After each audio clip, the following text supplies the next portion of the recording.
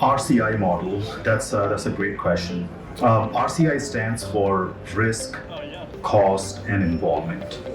So what we do here, before we propose any contract or pitch a potential partnership to a client, we usually check the three factors of RCI, which is basically a three-legged stool. So RCI stands for risk, cost, and involvement, as I mentioned.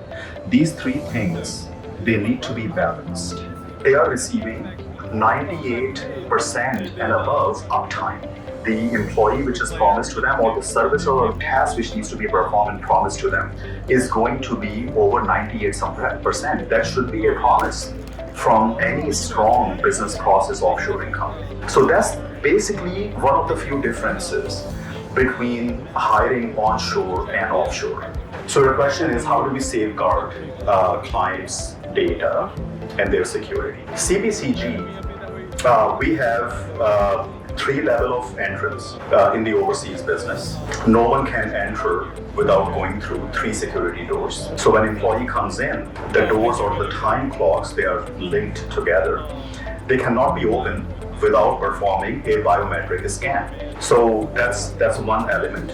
They all work on IP locked systems. They work off of the different clients' softwares, which are usually make them available through the client to the resources. But these resources, even if they have a login and password, they cannot log in from anywhere other than that one particular station which is assigned to them. So they have to be there.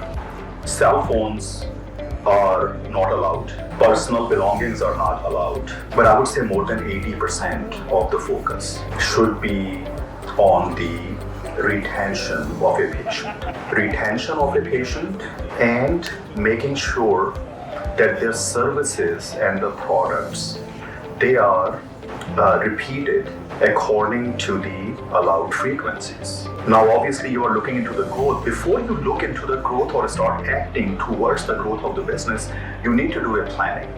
So at CPCG we call it SPG model, where sustainability takes the most effort, because what we have in our hand, we want to sustain it.